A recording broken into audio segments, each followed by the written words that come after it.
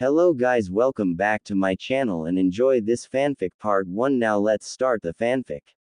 Naruto Uzumaki was sleeping in the arms of the third Hokage. The old man was still trying to deal with the knowledge that the fourth had just sacrificed his life to seal away the spirit of the nine-tailed fox demon in his own son. Minato, I hope you knew what you were doing when you made Naruto the jailer of such a thing.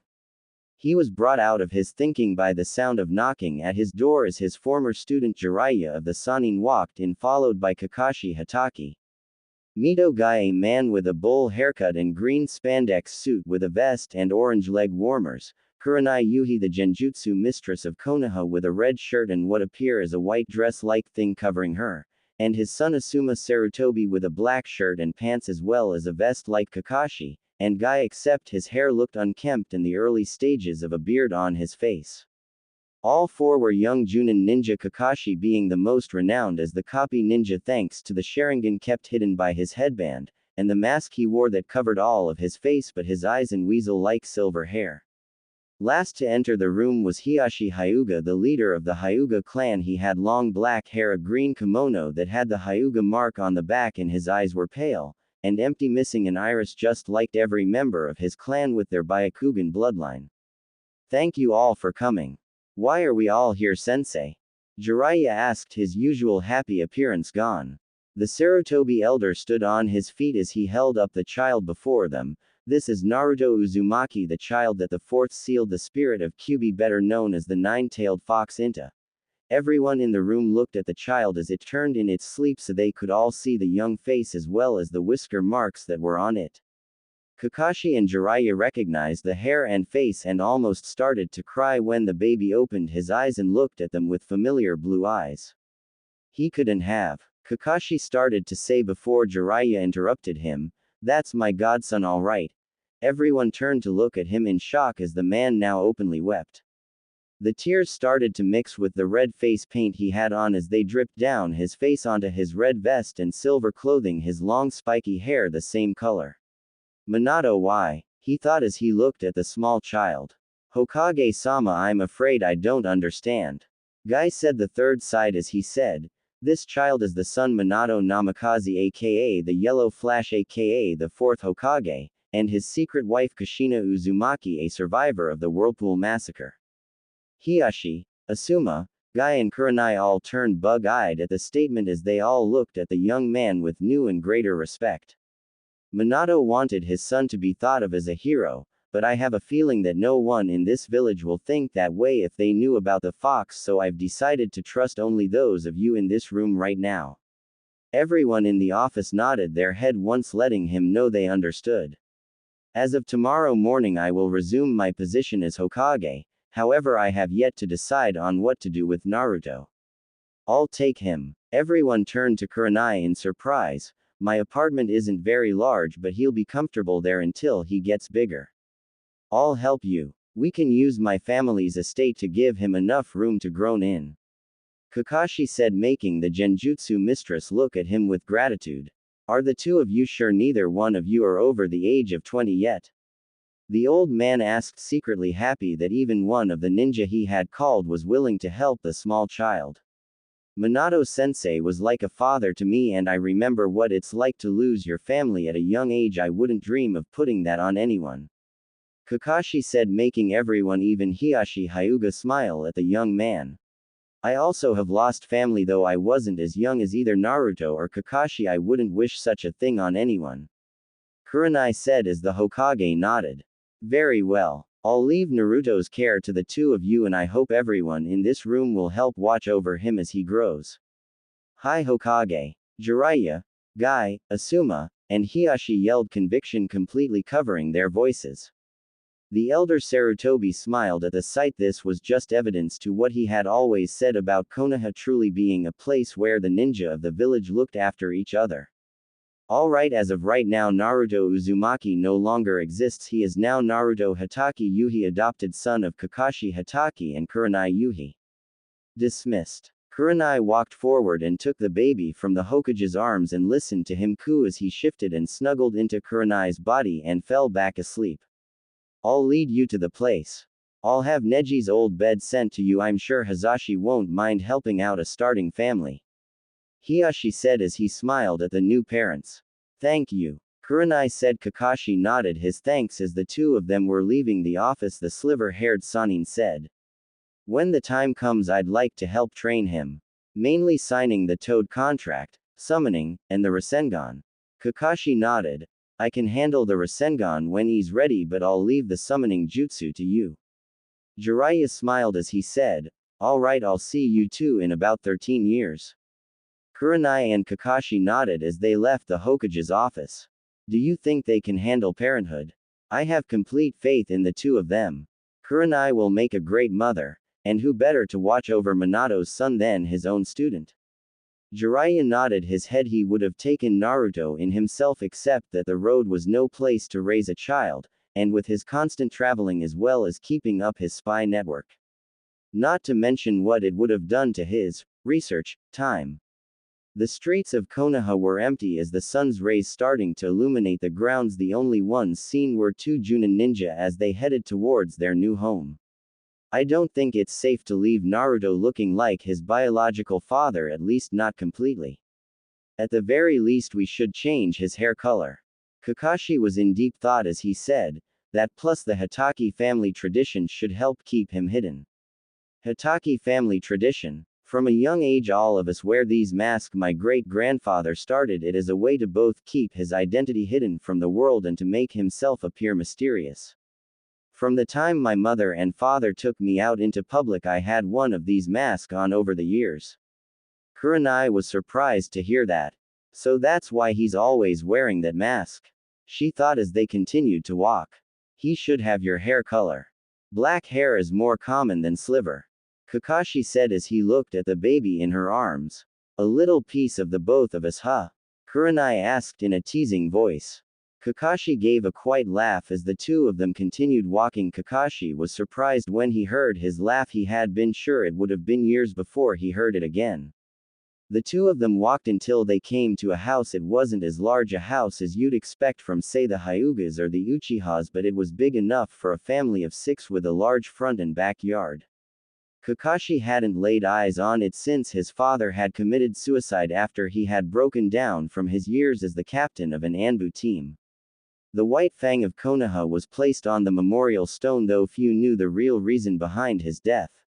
I hope this isn't the way you live. Kakashi smiled as he said, I haven't been to this house since my father died all those years ago when I was in the academy. Kurenai looked like she regretted her words after she heard that. I'm sorry. You couldn't have known, Kakashi said as he pulled out a key and unlocked the door. He opened it. Looks like it all mainly exterior damage, he said as he looked at the home of his childhood. That's good, it'll save us some money on fixing the place up. The kunoichi said as she looked at the white walls of the house. The two were barely into the hallway when there was a knock at the door. That was fast. Kakashi thought as he opened the door for an identical match of Hiyashi Hyuga if it wasn't for the headband across his forehead. Hello Hazashi, thank you for coming by so soon. My pleasure Kakashi, I've brought a few things with me along with the crib that Neji used to use. The man said as he lifted a backpack, some dippers, clothing, and whatnot you might need until you can stop by a store to collect the rest of the materials. Thank you very much, Kurenai said as she walked over to them. He looks very peaceful. May I? You'd be lucky if you did. Kurenai hasn't let anyone touch him since we've left the Hokage's office. Kakashi said, teasing her a little bit. The grown woman just scowled at him as she stuck her tongue out at him, and left the new father with the Hyuga member. See what I mean? We've barely had him for half a day and already she's overprotective. Hazashi just laughed as the two men walked down the hallway and into the room across from the master bedroom. This used to be my room, I think it's the best place for him. Kakashi said as he opened the door and started to clean up the room a little for his new son. While he did this, Hazashi set up the crib and set the backpack of supplies on the floor next to it. One tip. Take turns taking care of him at night, it helps with the sleep depravity. Hazashi teased as he left the homestead, laughing a little. I don't think I like that little jab you made towards me. Kurenai said once she walked into the nursery. Well, it's true, ever since we got him I've yet to be able to hold my son because his mother doesn't seem to want to let him go. I was taking him into the other room to put up the genjutsu around his hair. The young woman defended herself, making Naruto turned in her arms as both parents flinched at the sight, afraid that they had woken him up. After he continued to sleep for a few seconds, both of them released a breath they hadn't realized they were holding. How about we keep the fights to after we close the door? Agreed, Kurenai said in a softer tone as she laid their son in the crib. Kakashi was surprised how much the darker shade of hair seemed to affect his appearance, so much so that he lifted his headband to look at the genjutsu with his Sharingan eye. Very well placed, Kurenai. Thank you, she said as he lowered his headband, covering his eye again.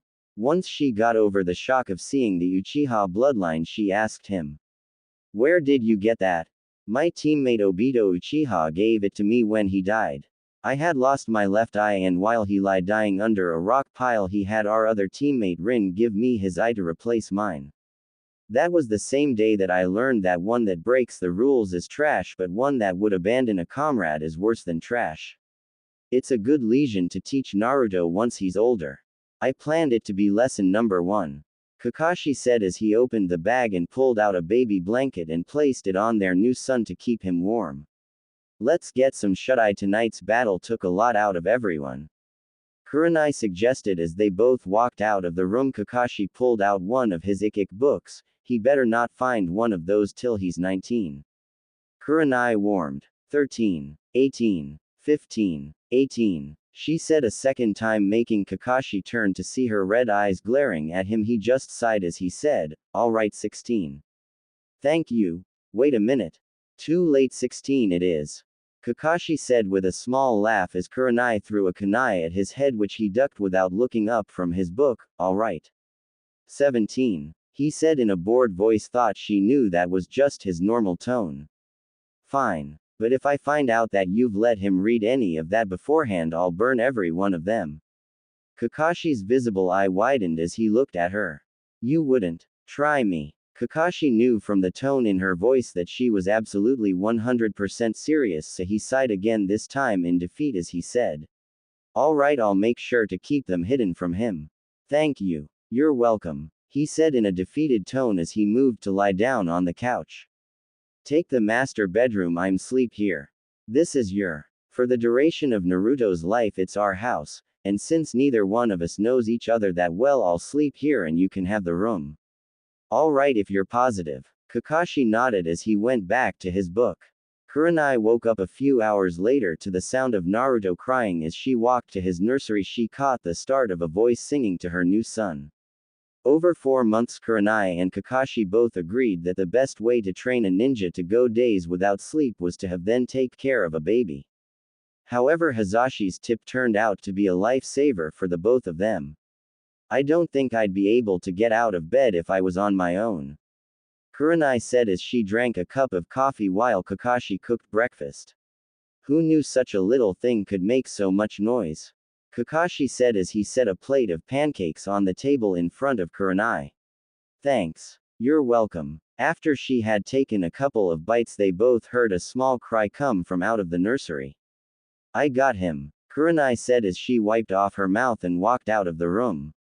As she left, Kakashi started to heat up a bottle and mashed up some fruit into a mush for their son. As Kurenai walked into the room, Kakashi turned to see a dark-haired baby in a dark blue onesie and a small black mask covering his mouth as he rubbed his eyes. Good morning, Naruto, Kakashi said as he kissed the boy on the forehead and set down the bottle as well as the bowl of mush next to Kurenai's plate.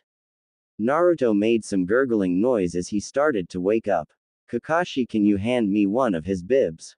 Kakashi walked over to one of the kitchen drawers and pulled out a small piece of cloth that he handed Kurenai. Here you go. Thank you. Kakashi allowed his fingers to run across the back of her hand as he handed her the fabric. Kurenai smiled at him as he went back to the stove to finish making his breakfast. Over the 4 months since they had both adopted Naruto, a lot had happened. When the two of them had walked around the village with Naruto for the first time, almost every civilian woman and kunoichi stopped to gush over the little bundle in Kurenai's arms, and every civilian man and shinobi would pat Kakashi on the back most of the time, saying, "Congratulations on your brand new son."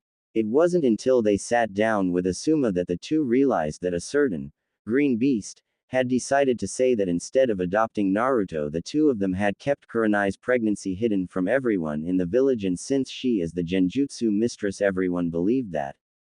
Kakashi and Kurenai sighed with they heard that, but they both agreed that since they were already planning on keeping him hidden anyway, it just made the Hitaki tradition easier to pull off. Kakashi produced the same light material mask that he had himself when he was a baby. It was thin and breathable. It also had a genjutsu on it that allowed food and drink to pass through the mask, so the same that was on Kakashi's current mask, so he didn't have to remove it to eat. As time passed, Kakashi and Kurenai got more and more used to the idea of being parents. They were also able to always find a babysitter in Asuma, Guy, if they were desperate, or Hionite Hyuga, Heishi's wife, who had no problems looking over Naruto as well as her own child Hinata. It was during their first night away from Naruto, when they were out for a night on the town, Kakashi decided to treat her out to one of the more fancy restaurants in Konoha. The two spent the entire night just talking with each other, getting to better know the other. Kurenai almost cried when she heard the whole story behind his Sharingan eye. Kakashi listened to her as she talked about her past and her dreams of changing a lot of minds about kunoichis, that they weren't women of loose moral but warriors that protected their home. Kakashi was surprised to hear himself laughing and enjoying his time with the red-eyed beauty. She in turn felt the same way as they walked home, both unaware that they were now holding hands as they were walking down the street until they arrived home to see Hionite giving them a knowing look as she left with little Hinata asleep in her arms. Both Junin blushed, although Kakashi's mask kept it hidden. Over time, the two of them went on a few other dinner dates, getting to not only better know each other but also as a way to try and help make Naruto's life easier in the long run. One night in particular, when Kurenai came home sore after a long day of training, as she walked through the doors holding the back of her neck, rough day. That's putting it mildly. Kakashi gave a small laugh as she sat down next to him. "Here, let me help," he said as he turned and made her turn her back to him. "What are you, She gave a comforted sigh as Kakashi started to work the kinks in her shouldn't neck as he worked deeper into her sore muscles. Kurenai moaned a little as she leaned forward. "Where did you get these magical fingers?" Kurenai asked in a breathless tone. "I was born with them," Kakashi said as he started to work on her lower back. "Thank you for this. No one has ever done anything like this for me in the past." "You're welcome, Kurenai," Kakashi said as he continued working the muscles in her back and shoulders until his could no longer feel any kinks. "Now your feet," he said. "Are you sure? Trust me, it'll help." "Okay," she said as she made herself comfortable on the couch and rested her feet next to him. As he started to work on her feet, Kurenai moaned at his touch. "God, I did needed this," she shouted in her mind. Kakashi smiled as he worked. It wasn't often that he was able to make a woman sound like this, but he wasn't thinking of this as something from Ika Ika Paradise. He saw it as a way to help a fellow ninja. After he finished working on her feet, Kurenai looked at him with a faraway look. "You would make millions if you did that professionally. Maybe when I retire. I don't think I could handle the quiet life unless I had to." "It's a good retirement plan. You can teach Naruto so he can help the kunoichi that winds up stealing his heart." Kurenai paused after she said that. Kakashi saw her eyes change, lost the blissful look as he saw a small bit of sorrow fill them. "Kurenai, I shouldn't have said that," she whispered. Kakashi almost missed it. "Why? It's okay to dream about our son having a happy life. Naruto may be the only child I ever hold in my lifetime." One of his eyebrows rose up at the statement. "What makes you so sure of that?" Kurenai snorted as she looked Kakashi in the eye. "Look at me, I'm not exactly what people call a catch."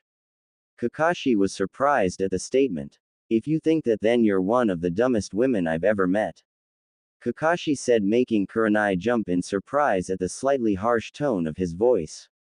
"Kurenai, you're one of the most beautiful women in the village. Why you think of yourself in such a way is beyond me." Kakashi. Don't you dare start to contradict that statement right now. Kur-chan, any shinobi would be lucky to have caught your eye.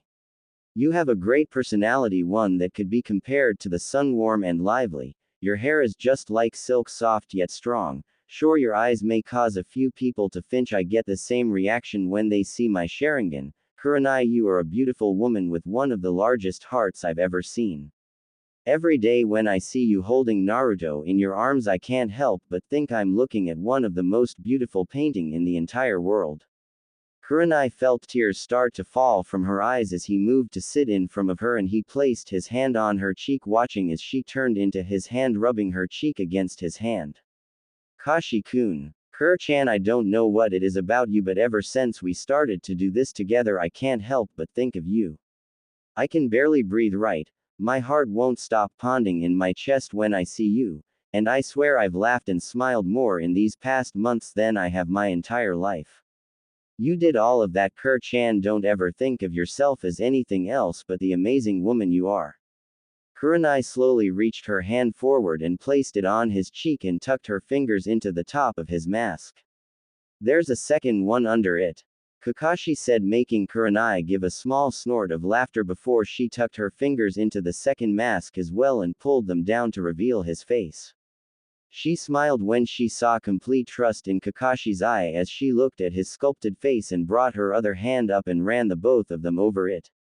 Kakashi closed his eye at the touch, enjoying the feeling of her calloused yet soft hands as they moved along his face. Kashi-kun, I'm falling for you too, she whispered, making his eye open wide as he looked at her. Ever since that first night when I heard you sing to Naruto, I can't stop myself from wanting to be around you. My heart flutters every time I hear you laugh and I see you smile. When I watch you with our son, I dream that one day you'll be doing the same for a second child that you and I actually created together. I can't stop thinking about. She never finished the sentences. Both Kakashi and Kurenai leaned forward and captured each other's lips. The kiss only lasted 10 seconds, but to them it felt like a lifetime. I've wanted to do that for a long time, Kakashi admitted as he leaned forward again to kiss her bright red lips a second time. Kurenai moaned a little as she smiled against his mouth. They kept giving each other little kisses until they heard the sound of Naruto waking up and wanting dinner.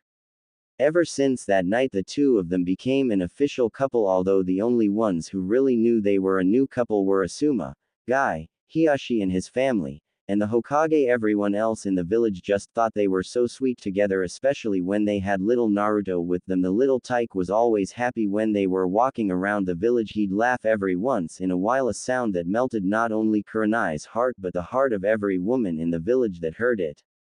Kakashi smiled when he saw that and would joke that his son would be the new heartthrob of Konoha, and he received a punch to the back of the head whenever Kurenai was there to hear him. Don't talk about my baby boy like that, or I destroy your favorite books before they're a bad influence on him, she always said with a smile while Kakashi felt a shiver run down his spine. Yes, dear, the copy ninja said in a defeated voice. Now you know how the rest of us feel. Kakashi turned to see Shikaku Nara walk toward the couple. Shikaku was walking with his wife Yoshino and their young son Shikamaru. Shikaku was wearing his trademark vest that stuck out in all directions on the top, gray guards on his shoulders, and purple gloves and pants as well as ninja sandals. He also seemed to have recently combed out his goatee that ended at a point on his chin. Yoshino was wearing a light green kimono and her hair was done up in a bun with two ceremonial sticks in her hair. I didn't want to call them chopsticks. It was rather sneaky of the two of you to keep such happy news from us, Yoshino said to Kurenai as she looked down a smiling Naruto. I didn't want to be pulled from active duty, though I may rethink that if we have a second one. Kurenai smiled as she saw the Nara heir sleeping soundly in his mother's arms. Must you have him wear that mask? Afraid so. It is tradition in my family, Kakashi said with an eye smile at the woman. He's a very lively thing. He'll be a troublesome young man, Shikaku said as he shook his head. Just because he isn't lazy like you doesn't mean he'll be troublesome, Yoshino said, looking at him that he knew all too well. Shikaku sighed as looked over at Kakashi. See what I mean? Not really, Kur-chan has only given me warnings about Naruto picking up my habit of always being late or my addiction to Ika Ika. Shikaku looked up at him and snorted. Lucky ba. Kakashi looked frightened as he clamped his hand over Shikaku's surprised mouth. What were you about to say? Kurenai asked in a sweet tone and a little smile with her eyes closed even though she looked harmless and kinda cute. Both men felt a shiver run down their spine. Nothing. Shikaku said. That's what I thought. Kurenai said as Yoshino and her walked ahead of the two of them. Once she was turned away from them, both of them breathed a sigh of relief. Shikaku-san swearing in front of Kurenai when Naruto is around is a worse taboo than calling an Akamichi fat.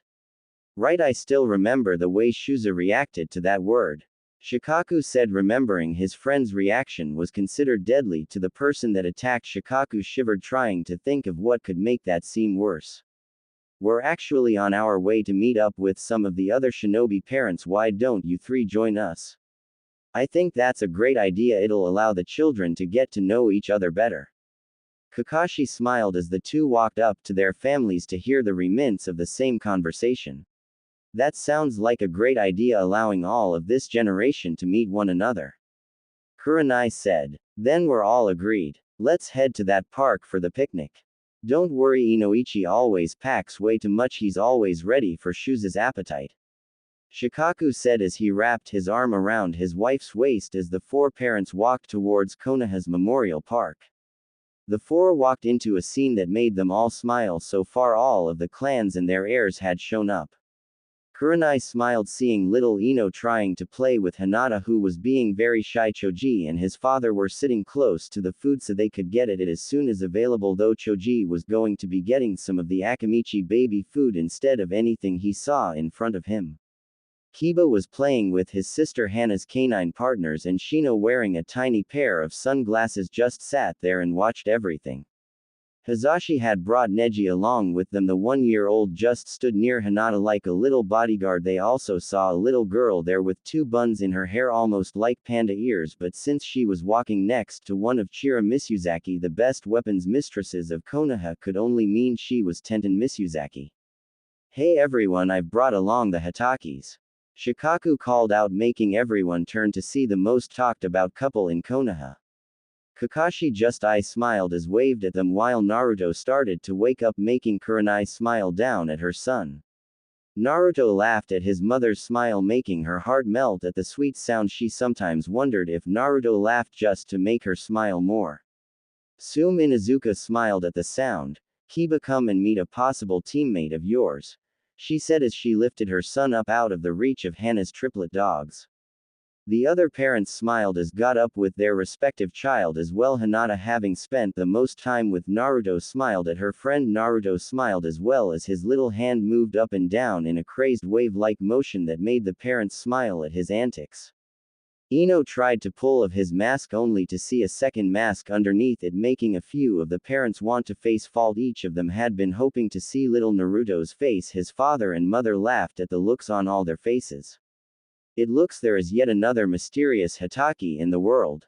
A loud voice called out, making everyone there flinch at the sound as Mito Guy appeared holding a mini version of himself, eyebrows and all. Everyone, I'd like you to meet my adopted son Rock Lee. That poor kid. They all thought. Kakashi, let it be said here and now, my youthful son will beat yours, my eternal rival. Theirs will be a great rivalry that will outclass even the two of us. Kakashi the entire time was playing with his son when he looked up at Guy and said the words that always drove him nuts. You say something. Guy screamed in dismay. Darn you, Kakashi, and your too cool attitude. Everyone there, even the kid, sweat dropped at the man. Just you wait, Kakashi, in no time Lee will be ready for the flames of youth. Kakashi turned Kurenai and Naruto away from the man and called out to the others, don't look. Mere seconds later they heard screams of horror before they, the Naras, and Abarames, turned to see everyone else on the ground, all of them victims of Guy's sunset genjutsu. Kakashi kneeled down and checked Sume's vitals. They're alive. Well, the adults are alive, I don't know about the kids, a monotone voice answered. The children are okay, but it looks like they have been scarred for life. Thanks for the warning, Kakashi-san. Shino's mother said in a monotone voice. It was no problem. I've seen what that genjutsu does to people. I can't break it even with my Sharingan. The adults that were standing shivered at that motion. They should all be able to awaken in about an hour. Kakashi said as he looked towards Guy. Who let you adopt that poor child? When I saw this little guy, the first knew he was meant for the flames of youth, and since he's an orphan, I adopted him. Kakashi shook his head. Guy, you are just too much. He said as the other parents started to awaken. Time skip, 4 years.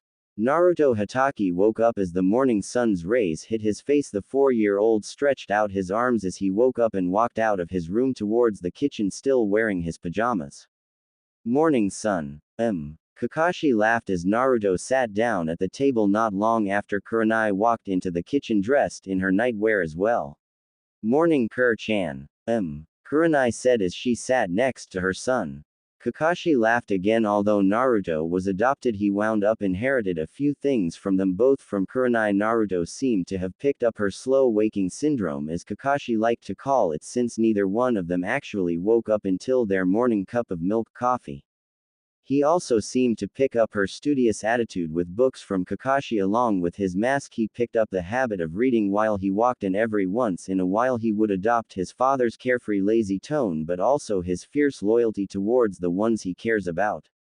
As Kakashi laid down a plate of pancakes in front of his son and wife along with a glass in front of them, both with an from both of them, as they both took long drafts from their drink of choice. Much better. Morning, Naruto. Morning, Kashi-kun. Morning, Ka-chan Tu-san. What time is Shikamaru expecting you? Kurenai asked. Around 9. Why do you guys need to go to the hospital again, Ka-chan? Kurenai smiled at her son as she fingered the wedding band on her right hand. In the 4 years of Naruto's life, the two had decided to tie the knot with Kurenai's friend Anko as the maid of honor and Asuma as best man. It had been a small event, but it had drawn all the clans there to see. Naruto was their ring bearer while Ino was the flower girl, since her family was supplying them all. Naruto had stayed with the Nara clan while they went on their honeymoon. He, Shikamaru, Choji, and Kiba were the 4 best of friends. They considered Shino as one as well, but it was hard to call him a best friend when he barely talked to them. But every once in a while, when he was invited to play with them, he would raise his eyebrow and say yes. Naruto was the one that figured out that that meant he was smiling, or as close to smiling as an Aburame could. Shikamaru liked Naruto because the two of them shared an interest in shogi and go. Almost every day the two of them would play together. Kakashi smiled the first time he saw his son learning the game of shogi from the Nara heir. Choji found Naruto and Shikamaru easy people to hang with. The two of them never made fun of him and would sometimes encourage him out of his shell. Kiba and Naruto became friends when Naruto showed that he truly cared about animals. When every once in a while, when he found one that was injured at the training grounds, he always brought them with great care to Hana to look after. Kiba grew to respect him, and after Hana's partners showed by licking his face that Naruto could be completely trusted, Kiba started to consider Naruto as an honorary Inuzuka. Kurenai smiled when she heard about the reason behind Naruto's fang necklace. Naruto also showed that he had a love for nature. When he and Ino were walking and always stepped around the plant life, Hinata was still shy, but she opened up to Naruto more often because he would always listen to her talk and help her slowly overcome her shyness. And just like Guy predicted, Lee considered Naruto to be his eternal rival, just like his father considered Kakashi his. Both parents always laughed when they remembered the first time the rivalry began. The Hatake family was sitting in the park just enjoying the warm day when Guy and Lee walked up to them, and Lee turned to the mask-wearing boy who was reading a book about kenjutsu. Naruto, my eternal rival, I challenge you to a contest. If I lose, I'll do 100 laps around the village. Naruto looked up from his book at the mini version of Guy and said, You say something. Ga. He has his father's too cool attitude. Lee screamed out. Naruto, I challenge you to a game of Ro Shambo.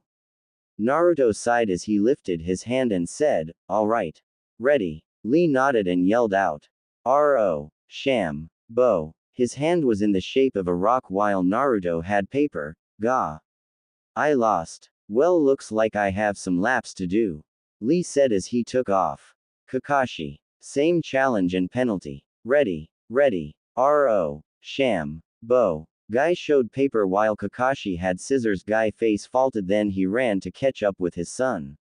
As soon as the two of them were out of sight and earshot, both Hatake men fell over laughing, holding their stomachs. Back in the present, Kurenai looked at her young son. Well, your father and I need to visit the hospital for something called a physical. That's where a medical nin checks our bodies to make sure we're alright. And you will be completely bored if you had to wait the entire time. Kakashi said as he sat down and joined his family for breakfast. Both Naruto and Kakashi started to eat their breakfast through their mask, which made Kurenai smile. The genjutsu they used was amazing to her. Naruto's mask was a dark blue while his father's was black. After breakfast, Naruto dressed in his workout cloths and followed his morning routine of laps around the house, push-ups, sit-ups, and taijutsu practice with his father. Kurenai at first was worried that they were starting his training too soon, but never said anything when she heard both father and son smile and laugh as they trained together. Kakashi set up a wooden dummy and grabbed a couple of black straps. These are training weights, son, 3 pounds apiece for now until you get older. Do you know why we use these? To increase strength and speed. Very good. Now strap these one and let's get to work. Naruto nodded as he put on the weights and stood up. Now I want you to wear these at all times except when in the bath, of course, or if I tell you to. Naruto nodded as he walked towards the dummy and started following the katas his father had already taught him from the Hatake wolf fist style developed by his grandfather, the White Fang of Konoha. Kakashi watched his son as he worked to grow used to the weights and train in their family taijutsu style. Kakashi looked at his watch and said, "Alright, that's enough for now. Naruto, Shikamaru is expecting you in an hour." Naruto nodded as he stopped and walked inside to shower and get dressed. Kakashi walked over towards the dummy and saw the fissures Naruto's fist had started to make in the wood. Kakashi smiled with pride. He's on his way to being a powerful shinobi. As he felt a presence behind him. Yes, what can I do for you? Kakashi said to the air, only for a weasel-masked Anbu to appear before him. Hatake-senpai, Hokage-sama requests the presence of you family in his chambers at around 2 in the afternoon. Very well, we'll be there. The Anbu nodded as he vanished from sight. Surprise engagement. A mother's broken heart. Naruto walked through the streets of Konoha. In his hands was a book about the different styles of kenjutsu depending on your weapon of choice, or in Tenten's case multiple choices. That was until he had a familiar voice call out, "Naruto." The young Hatake sighed as Lee and his father Guy ran up to him. Even though Lee was technically a year older than Naruto, there were times where everyone, though the bushy-browed young man was the younger of the two. My youthful rival, how are you this morning? Naruto waited a few seconds before he looked up from his book. How you say something? Lee and Guy both started almost pulling their hair out as they screamed, darn that too cool Hatake attitude. Kakashi sneezed when he walked into the hospital with his wife but just shrugged it off as they walked into the waiting room. Naruto, I challenge you to a race. I'd like to, Lee, but Shikamaru is waiting for me. Lee fell face first into the ground as his challenge was pushed aside like that. Maybe next time, Lee. Naruto said before he walked away reading his book again. Morning, Tenten-chan. Naruto said as he walked past the weapons mistress in training. Morning, Naruto-kun. When Naruto reached the Nara complex, he heard, Shikamaru, when is Naruto supposed to be here? Any minute now, Ka-chan. A lazy voice said, making Naruto smile. Shikamaru had inherited his father's laziness much to his mother's sadness. Unless he's picked up his father's habit of always being late, he was probably delayed. Kakashi sneezed again, this time with a questioning look from his wife. Guess I'm a popular topic today. Kurenai shrugged. Naruto knocked on the Nara's door. See, there he is now. Shikaku said. The sound of small footsteps walked towards the door. Shikamaru opened the door for his friend. Hey Naruto. Hey Shika. I would have been here sooner except Lee tried to challenge me to a race. Troublesome. Shikamaru said as the two walked along the wooden walkway around the Nara household until they reached an area next to a small grove where the Nara keep their deer herds. Shogi or go? Go, we played shogi last time. Shikamaru nodded as he brought out two small covered bowls and placed them on the board. Both boys reached into the bowl. Naruto pulled out 4 black stones while Shikamaru pulled 3 white stones. Looks like I'm white, Naruto said as they swapped bowls and started to play a match against one another. The entire time the two of them played trying to catch the other. Shikamaru smiled as he placed a stone down. Besides Dad, Naruto is the only one to give me a challenge, the lazy genius thought as he finished his turn waiting for Naruto to make his. Time passed slowly for them. They were enjoying the quiet surrounded trees and animals. All we need is a skylight so I can look at the clouds, and this would be the perfect spot for Go and Shogi. Without even realizing it, Kakashi and Kurenai walked up to the two young boys with Shikaku standing there with a smile on his face. How long have they been at it? Kurenai whispered so she didn't break Naruto's or Shikamaru's concentration. They've been playing that same game since Naruto arrived.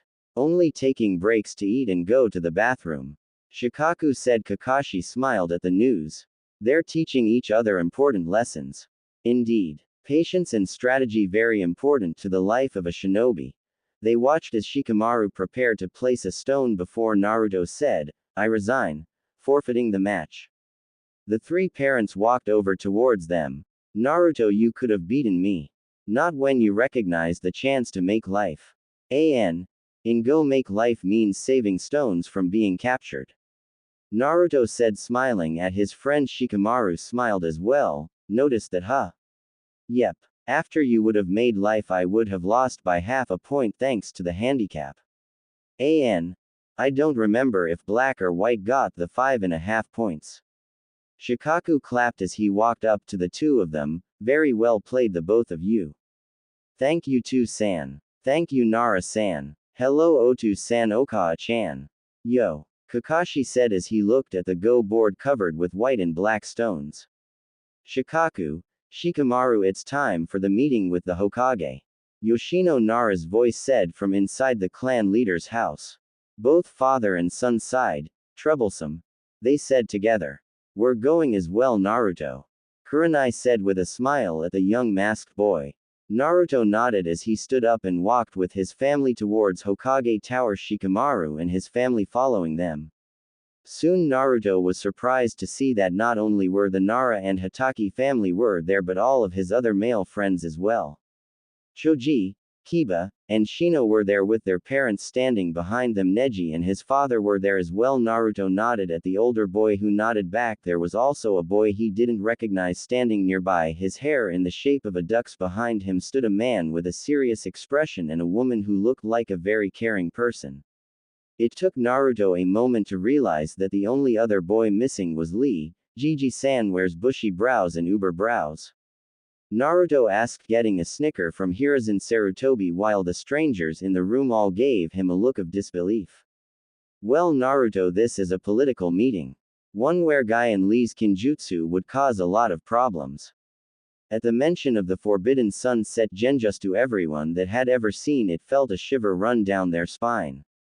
I have called you here because it has been decided that to improve the relationship between Suna and Konoha, and both councils have decided that an arranged marriage between the daughter of the 4th Kazekage and one of Konoha's sons. As you've noticed, all but one of you belong to one of our clans, the Aburame, whose chakra bugs are famous for their ability to drain one of chakra, the Akamichi, whose taijutsu and clan technique are considered great in strength, the Hyuga clan, famous for their bloodline, the Byakugan, the Inuzuka, who along with their partners are some of the world's best trackers, the Naras and their ability to work with deers to use their antlers for medicine and for producing lazy geniuses, and finally the Uchiha clan with the Sharingan bloodline.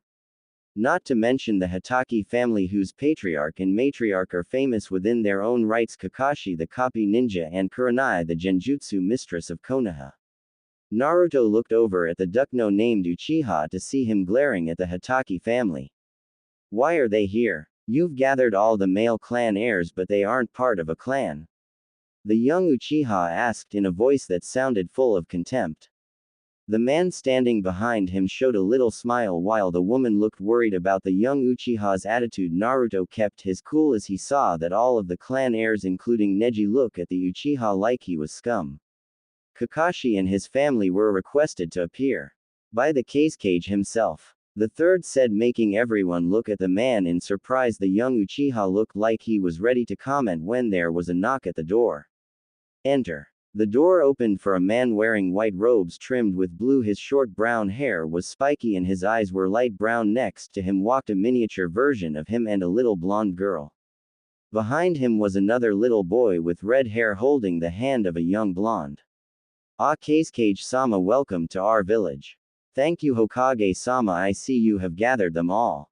Indeed, may I introduce Shino Aburame, Choji Akamichi, Neji Hyuga, Kiba Inuzuka, Shikamaru Nara, and Sasuke Uchiha, all heir of the clans of Konoha. As well as Naruto Hatake, son of Kakashi, and Kurenai Hatake. The Kazekage looked at the mask-wearing young man. Except for the hair and eye color, he's the spitting image of your copy ninja. This is my son Konkuro, my brother-in-law Yashimaru, my second son Gaara, and finally my daughter Temari. The Konoha villagers bowed in respect towards the family. Before I chose a suitable husband for my Temari, I wish to know what type of shinobi training these young men have already done. Shikaku Nara spoke up first. I've started Shikamaru's strategic training as well, teaching him the fundamentals for our clan's jutsu. Shuza spoke next. Choji isn't yet ready for training. Our family jutsus aren't taught till they are closer to academy age. Each clan parent voiced the same until the Uchiha mentioned that he was soon to start Sasuke's training in fire jutsus. In you, Hatake, what training has Naruto gone through so far? Naruto has been doing a morning fitness routine of 100 push-ups, sit-ups, and laps around our household every morning for the last year. I have also started having him wear training weights to increase his speed and strength while teaching him the family taijutsu Wolf Fist. This morning after his workout, I'm proud to say I saw the start of fissures in the wooden dummy I had Naruto preform katas against.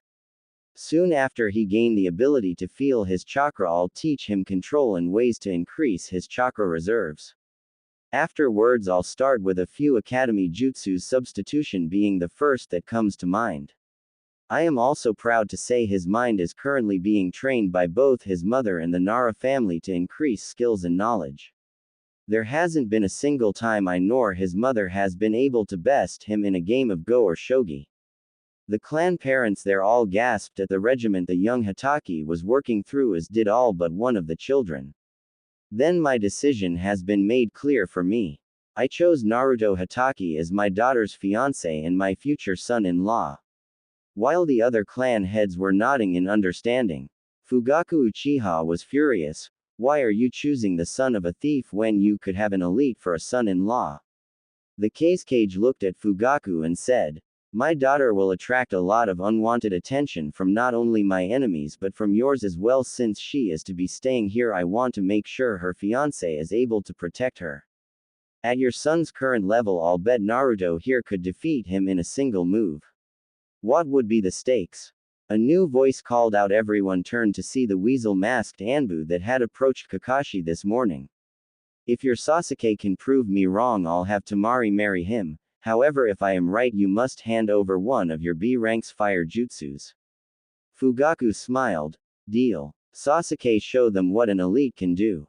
Sasuke nodded at his father before he glared at Naruto. Naruto 100 x 10. Kakashi said, making Naruto smirk as he walked forwards until he was in the middle of the room and pulled out his book and waited for Sasuke to make the first move. He didn't have long to wait. Udobi, I'll teach you to respect your betters. Sasuke yelled as he charged Naruto, his fist ready to swing only for him to hit air. Too slow. Naruto said, making Sasuke look behind him to see Naruto kneeling on the ground, his hands in the tiger sign. You lose. Leaf Village Secret Finger Jutsu. Naruto cried out as he stabbed his fingers forward, making Sasuke cringe when he felt the fingers violate Hi sand shot into the air in pain. 1,000 years of death. Naruto cried out as Sasuke shot forward and hit the roof of the Hokage's office and falling onto the ground out cold. Naruto kneeled there waiting until he started to hear someone snicker. He looked behind to see the Kage's son Kankuro trying desperately to hide his laughter until he couldn't take it anymore and burst out laughing. Kiba wasn't far behind him. Soon all of the young men, Temari, and the parents except for the Uchihas were almost rolling on the ground laughing at the sight they had just seen. Even the Anbu snickered a little as he pulled out a scroll and handed it to the Kage. 1B ranked Uchiha Fire Jutsu as promised. The Kage nodded as he placed the scroll in his robe pocket. Now that is settled. Temari, you will be staying here with your fiancé and his family. Temari nodded, but Naruto could see the sadness in her eyes. He decided to ask something to help her. Is there any way she could visit from time to time? Temari looked at Naruto in surprise, but it quickly changed to gratitude. The Kage scratched his chin in thought. I don't see why not, but I would prefer if you wrote ahead for permission to enter the village since she will considered a member of Konoha. Kurenai smiled at her son's thoughtfulness towards the young girl. That's fine, Kakashi said, looking at his son, pride shining in his eye as he rustled his hair. Before we leave, I ask that you please ensure that she receives training in her wind nature chakra. Of course, I'll ask Asuma to help since he too has wind nature chakra. The Kage nodded as he looked at his sons. Say goodbye to your sister, it may be a while before you see her again. Kankuro nodded as he walked forward and hugged his twin, then walked towards Naruto. Take care of her. With my life. Naruto vowed. Kankuro nodded. Gaara walked up to Temari, who wrapped her arms around him and hugged him tightly. The young man was surprised at the action but returned it after a few moments of shock. After she released him, Gaara walked over to Naruto. Gaara offered his hand to Naruto, who knocked it aside and hugged the red head as well, surprising him even more. We're brothers now, Gaara, no need to be so formal. The black-haired boy said to the redhead, who almost seemed to cry when he was in his new brother's arms. Take good care of Oni-chan. He whispered, trying so hard not to cry. I promise, and I never break my promises, just ask any one of my friends. Shikamaru, Kiba, Shino, and Choji all nodded to show he was telling the truth.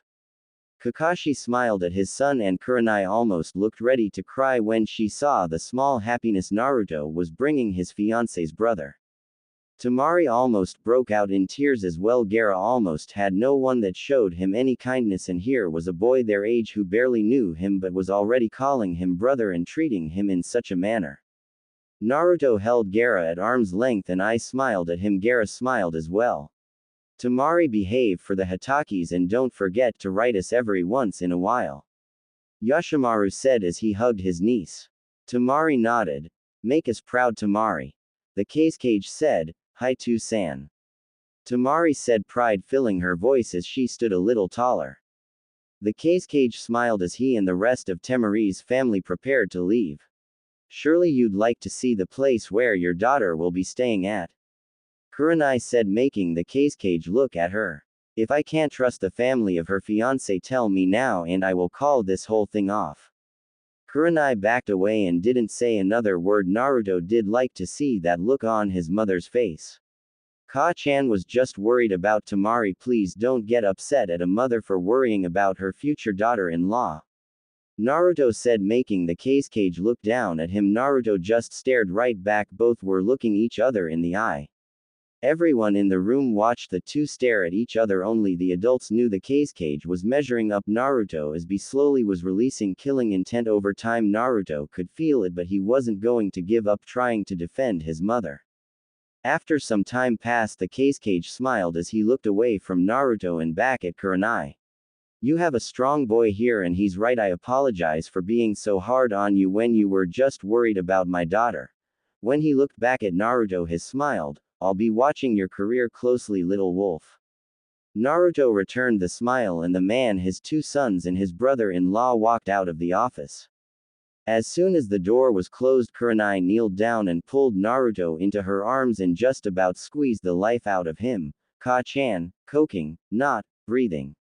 Kurenai released him and he started gasping for breath. A few of the other kids snickered a little at the sight. Go easy on him, Kur-chan, he did only just get engaged, his fiancé might get jealous. Kakashi said with a smile until Kurenai looked at him with a mild glare. He's still my little boy. Yes, but if you coke him to death with one of those hugs, you'll also be responsible for the war between Suna and Konoha. Kurenai looked up at her husband, a pout starting to form on her face. Temari walked up to the slightly dazed young man. Can I see what's behind your mask? The room got very quiet at the question as Naruto scratched the back of his head and said, sure, when we are at home. Naruto said, making a few groan out in disappointment, but Temari nodded her understanding. The new couple turned towards the Hokage. Is there anything else, Oji-san?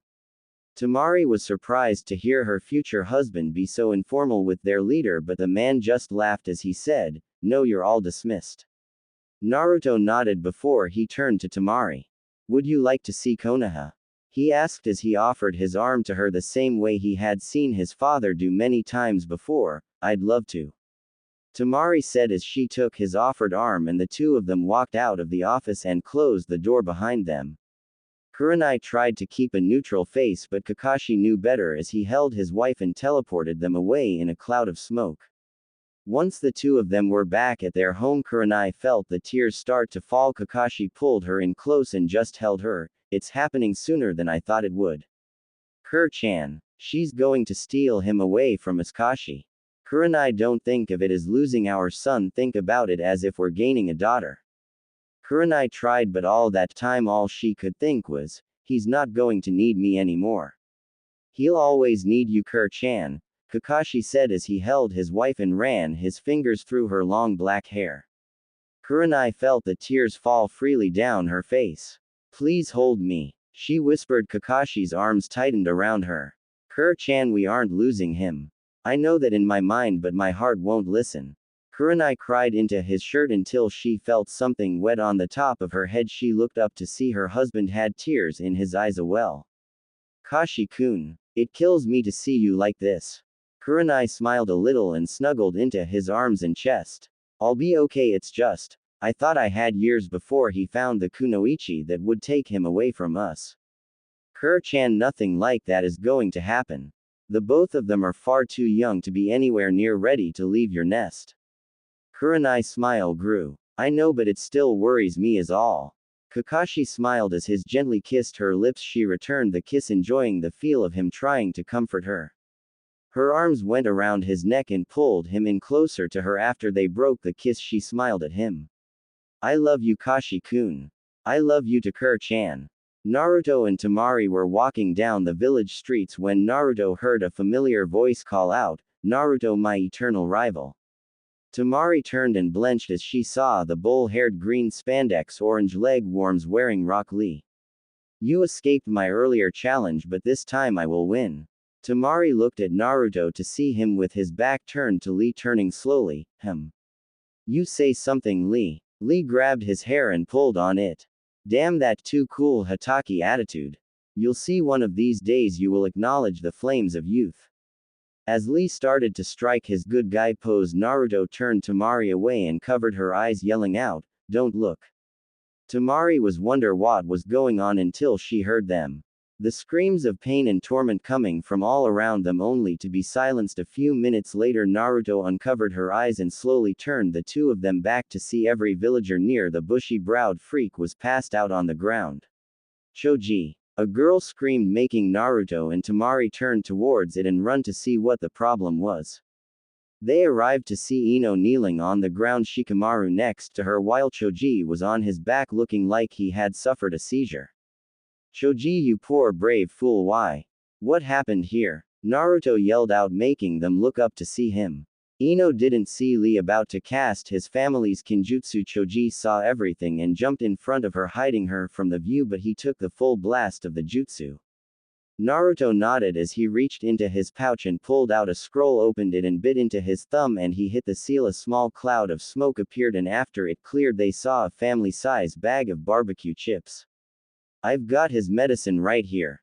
Naruto opened the bag and waved a chip over the portly boy's nose. When nothing happened for a few minutes, both Ino and Shikamaru looked downhearted until Choji's nose started to twitch. There he is, come on back, buddy. Naruto said as Choji started to open his eyes. B. Barbecue. That's right, Choji, smell that smoky flavor.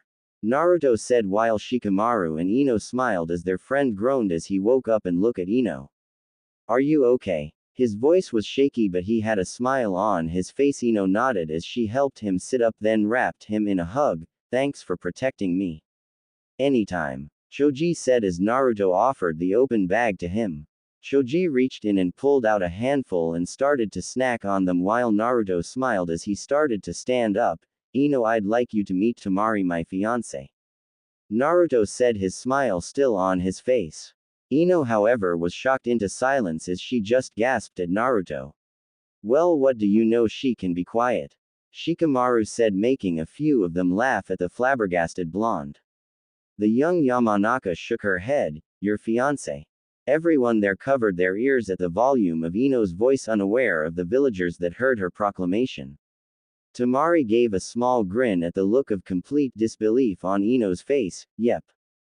Both Suna's and Konoha's councils decided that in order to strengthen the treaty between the two villages, a marriage between the daughter of the Kazekage and one of Konoha's sons would increase such a strength. Naruto said. When the Kazekage looked at all of us, he chose Naruto because he's been the one that's had the most serious training. Naruto even beat Sasuke Uchiha in a single move to prove the Kazekage's point that he was the strongest one among us. Shikamaru said. Ino looked between the two boys and Temari. Well, at least you got a nice person as your fiancé. Ino said once she stood up and took both of Temari's hands. Welcome to Konoha then, Temari. I'm looking forward to getting to know you better. Temari smiled and nodded. Naruto smiled as well as he offered his arm to Temari again. Thanks, Ino. I'm going to show Temari around. Ino nodded as Temari took his arm again and the two of them started walking around the village. While I understand you turned us around and covered my eyes to protect us. What were you protecting us from? Lee and his father Mito Guy have a forbidden genjutsu that goes with their flames of youth. Speech. Everyone that has ever seen it has experienced pain from the effects. In fact, some of their victims can't look at a sunset again without shivering in fear. Temari nodded. That would explain the almost seizure-like effects it has on people, but how did waving a potato chip over the FA? Naruto covered her mouth in fright and looked around to make sure Choji wasn't nearby. Once he saw they were in the clear, he looked at Temari and said, it's very taboo to call an Akamichi that word. Unless you're looking for a fight, please refrain from using it. Temari nodded as he removed his hand from over her mouth. Naruto showed his scroll to Temari. This scroll is filled with items that each of my friends associate with their hobbies or favorite foods. If they are unfortunate enough to be hit with that forbidden sunset genjutsu, I have an item to help wake each of them up from the trance. Temari nodded as he put the scroll back into the pouch on his side. Naruto showed Temari everywhere in the shinobi district, introduced her to a few more of his friends. Tenten and Temari seemed to hit it off the best when Naruto showed her the weapons shop. The last place he stopped at for the day was Ichihara's ramen stand. Well, if it isn't Naruto, and who is your friend? Hey Oji-sana Yame Onichan, this is Temari, my fiancé. Temari, the world's best ramen cooks Toru and his daughter Ayame Ichihara. Although both were surprised to hear that she was his fiancé, both Ichiharas smiled at the little girl who smiled back. So what will it be today, Naruto? Well, I'll have miso pork, and what would you like, Temari-chan? The girl was surprised to hear the suffix but smiled as she looked at the menu. I'll have the vegetable ramen, she said once she had made up her mind. The chef nodded as he started to work on their orders with a smile. To-san and Ka-chan bring me here every once in a while, it's kind like the family get-together place. Naruto said with a smile that made Temari smile as well. Thank you for being so kind to me today, Naruto-kun. Though his mask hid most of it, Naruto blushed at the suffix and looked at her. You're welcome, Temari-chan. And thanks for asking if there was any way for me to visit Suna again. Temari said, her voice sounding a little sad, but she was surprised when he placed his hand on top of hers. Family is very important. I couldn't imagine going through life never seeing To-san or Ka-chan ever again, and I wouldn't wish it on anyone. Temari looked at the young boy in surprise but smiled and leaned into his side as two bowls were placed in front of them. They had only taken their first bites when a voice behind them said, "Yo Naruto. I knew we'd find you here." Temari jumped at the sound but Naruto kept his composure as he turned to see his mother and father walking into the stand hand in hand. "Hey to Sanka-chan, after showing Temari around the village I brought her here to our family spot." Kurenai smiled at her son as she sat down on his left and Kakashi sat on Temari's right. "One chicken," Kurenai said. "I'll take shrimp," Kakashi ordered as the elder Ichihara nodded as he set to work. "So what did you see today?" Kakashi asked. Naruto let Temari tell them about how they had walked all around the shinobi district and around the nearby area, but before all of that we met this strange kid with a bowl haircut and green spandex with orange leg warmers. Kakashi and Kurenai looked frightened. "Naruto saved me from seeing some kind of sunset genjutsu." Both parents breathed a sigh of relief, and he helped Choji, right? She asked Naruto, who nodded, recover from his exposure. Kurenai looked at Naruto. Choji got hit. He was blocking Ino. She didn't see Lee and was about to get hit with the full blast until he jumped in the way and blocked the jutsu. Speaking of which, I need to remember to replace his medicine in my scroll. Kakashi smiled. Those three are just like their fathers, always looking out for each other. Naruto nodded as his father's bowl was placed before them. Temari watched father and son as they brought a helping of noodles to their face only for the food to pass right through their mask. Kurenai laughed at the young girl's surprised look. They have a genjutsu on their mask that allows food and drink to pass through them so they can eat without having to remove their mask. Temari sighed but nodded. Why do you two wear masks to begin with? Family tradition. Father and son said together after they had taken a drink of tea. Do you ever take them off? Naruto nodded. When we're at home, all Ka-chan has to do is ask and Tu-san takes his off. I'll do the same for you, Temari-chan. Temari smiled while both Kakashi and Kurenai were surprised to hear the endearing suffix so soon after they had met. Thanks, Naruto-kun. That surprised them even more. A part of Kurenai's heart throbbed at the suffixes between them, but she smiled at how close the future husband and wife were getting. The family sat together and ate dinner. As soon as they finished, Kakashi paid for their bowls and Temari took Naruto's arm again as they walked together, his parents walking in a similar manner behind them. Why don't we getting something for dessert? Kakashi asked his wife, who thought about it and nodded. Naruto, head to the bakery, we're going to grab a cake for dessert. Okay Tu-san. Naruto said as he led Temari back to the bakery he showed her earlier. Once inside, the two of them looked at the cakes on display. Naruto decided to let Temari pick the cake since she was new and she looked fascinated with the devil's food cake. Fan of chocolate Naruto asked when he saw her eyeing the rich chocolate cake. Temari blushed a little but nodded. Tu-san, can we get that one? Naruto asked, pointing to the devil's food cake. Sure, Kakashi said as he paid for it and brought the boxed cake out of the store as they all headed home. Once the door to the Hitaki household was closed, Temari turned to Naruto. Naruto-kun, please take off your mask so I can see your face. Naruto smiled as he reached into his mask and lifted it and the one behind it over his head, revealing his whisker-marked face as he smiled at her. She was momentarily blinded by the beauty of his face. She lifted her hand and started to rub his cheek. As she did, Naruto turned towards her hand and almost seemed to purr at the feeling. Temari smiled at her future husband Kurenai and Kakashi walked into the kitchen and set the cake on the counter as pulled down some plates from the shelf and cut slices for the family to share. Both Temari and Naruto were in the living room. Naruto had his head in her lap as she continued to stroke his whisker marks, smiling at the almost cat-like way he acted towards her touch.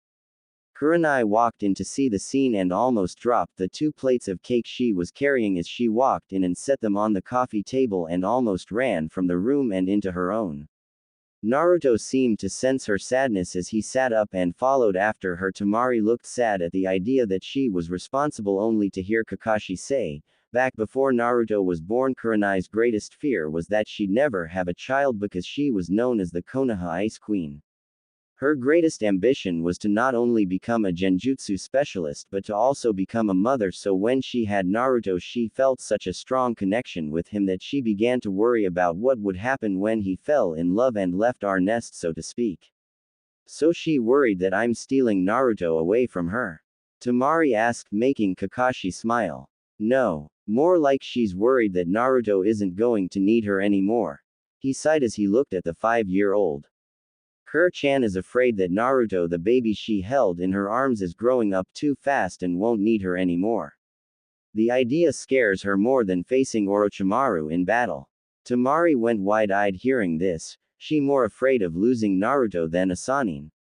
Kakashi nodded his head. Naruto walked down the hallway and knocked on his parents' door. Ka-chan, open the door please. When she didn't answer, Naruto opened the door to see his mother sitting on the bed shaking. Naruto walked up to Kurenai and stood in front of her. Oka-chan. Kurenai looked up, her eyes had tears leaking out of them, and before she opened her mouth Naruto crawled into her lap and hugged her tightly. Kurenai returned the hug without a moment's hesitation. What's wrong, Ka-chan? I'm scared, Naruto-kun. I am afraid that soon you won't need me. I'll always need you, Ka-chan. I'll always need your help with life problems, times when I'm confused and scared. Oka-chan, I'm always going to need you.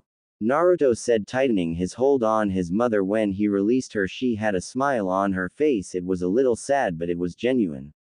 Ever since I first held you in my arms you always had a way of bringing a smile to my face. I know I'm probably acting silly but sometimes we can't help the way we act when our hearts are in danger. Naruto smiled at his mother and hugged her again. Kurenai smiled as she held her almost 5-year-old son. I also thought I had years before you would be interested in girls and find the one that you would one day marry. I didn't think that you would be engaged before your 10th birthday. Naruto laughed a little. Kurenai joined him as she wiped her face. Thank you, Naruto-kun, for coming to check up on me. I love you, my son. I love you, to Oka-chan. After Kurenai cleaned herself up a little she and Naruto walked out and into the living room. Kurenai walked into Kakashi's arms. I'm sorry if I was being rude earlier. It's okay. Kakashi-san explained everything to me. Kurenai nodded as she walked into the room and sat down on the couch next to her husband. Naruto sat down on a cushion next to Temari. As the 4 future family members sat together and enjoyed a slice of cake apiece. Tima-chan, what kind of things do you like to do in your spare time? Well, the family spent the night getting to better know one another. Naruto smiled when he heard her say she loved the smell of dessert flowers and got a thought in his head about a welcoming present for his future bride. That night, as everyone was getting ready for bed, Naruto was wearing his mask again as he laid down in his bed and pulled his covers up only for his door to be opened by none other than Temari. Naruto-kun, can I stay in here tonight? Without really thinking about it, Naruto pulled his covers back and said, sure. Temari nodded as she walked into the room. Once she was under the covers with Naruto, she turned on her side and looked into his eyes. Naru-kun, thank you. For what? For being so kind to me today. Naruto smiled at Temari and wrapped his arms around her as if to hug her. Anytime, Tima-chan. Temari smiled as he held her and returned the hug. The future man and wife fell asleep soon afterwards like this, Temari's face tucked into his chest while his head was on top of hers. Kurenai and Kakashi walked down the halls and looked into Temari's room and saw the bed still made, looking as if no one had touched it. In a mild panic, the parents ran to Naruto's room to see the blonde and black-haired children snuggled together. Kurenai couldn't help but gush at the sight. Kakashi produced a camera and took a quick snapshot of the pair of them. This will definitely be something to show the girls when the picture is developed. Kurenai said with a smile. Kakashi smiled as well. It seemed that whatever Naruto said to her relaxed the young mother. Hardly any time has passed since they met, and yet the two of them are acting as if they've known each other since they were in dippers.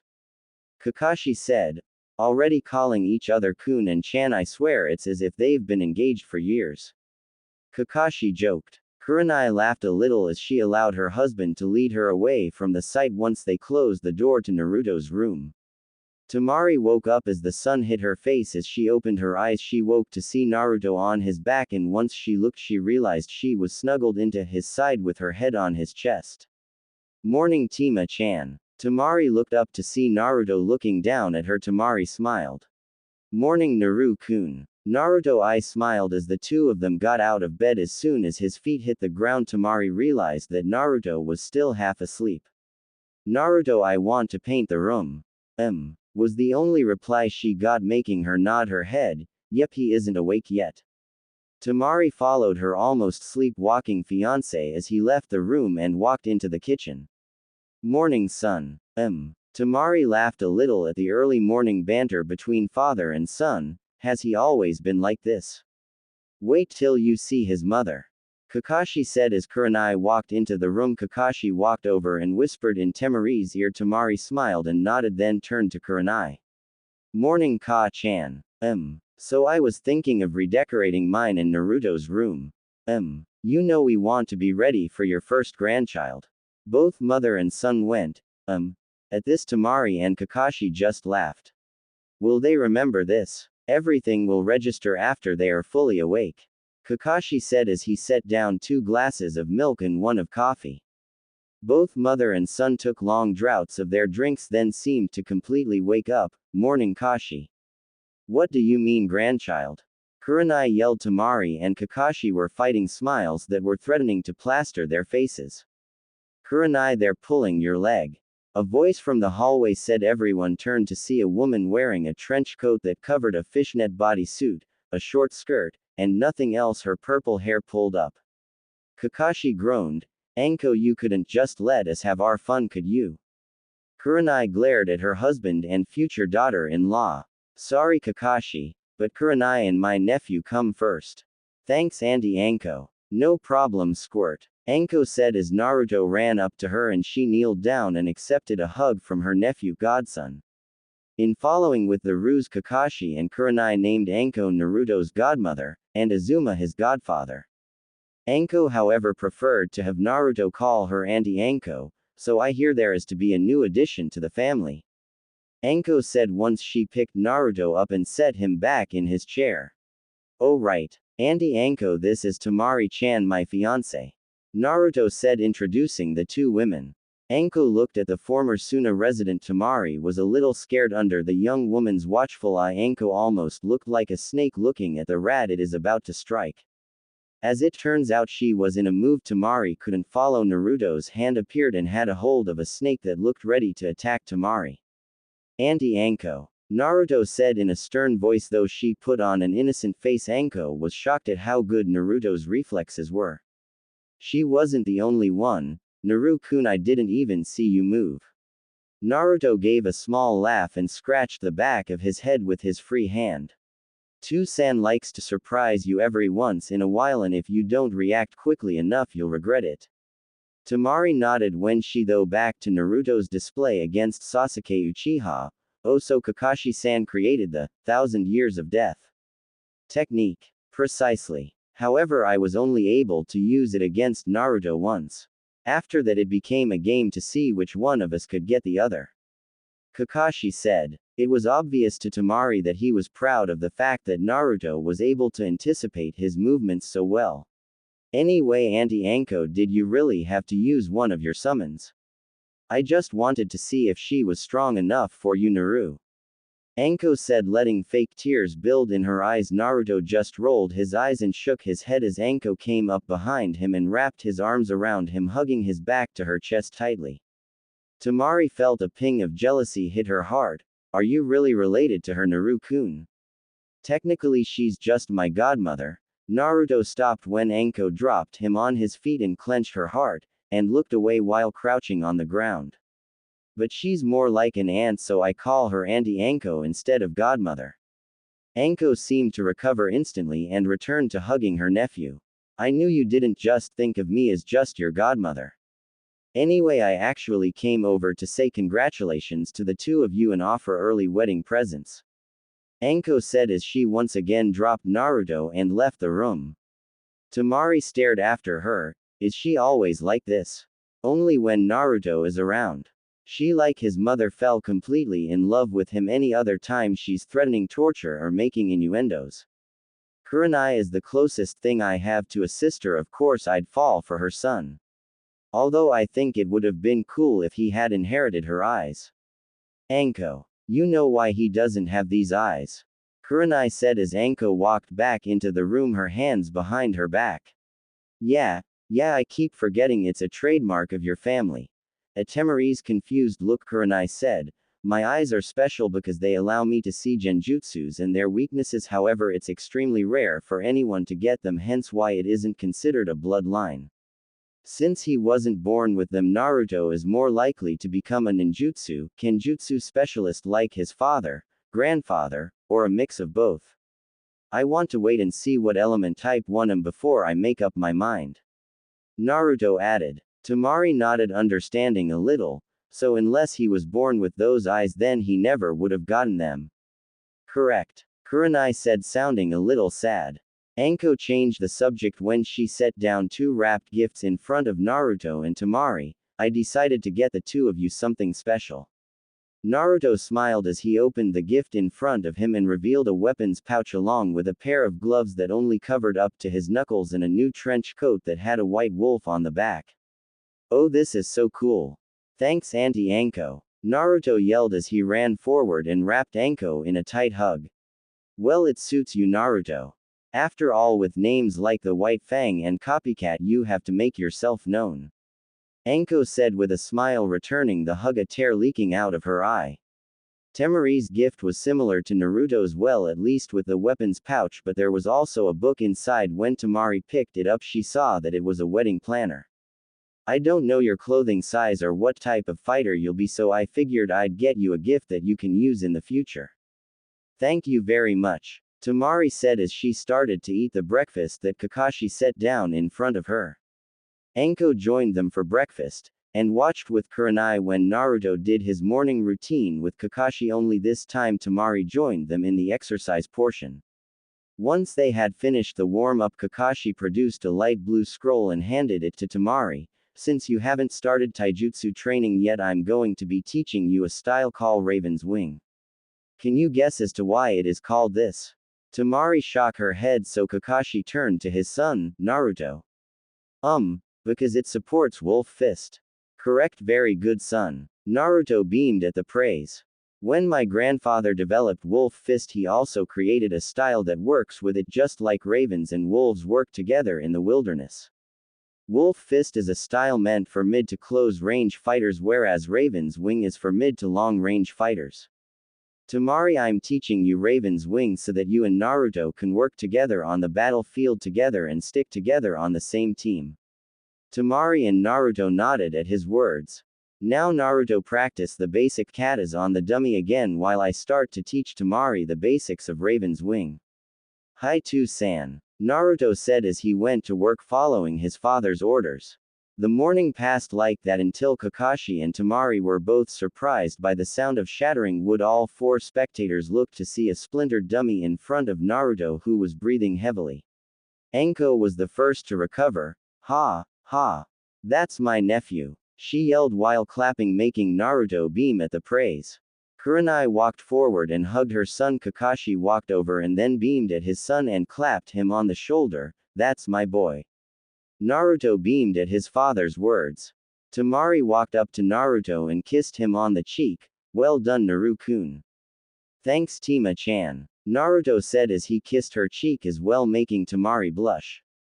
2 8-year-old children awoke from their slumber, the boy wearing nothing but a pair of shorts. The girl was wearing a normal nightie for her age, but the blonde girl was snuggled tightly into the boy.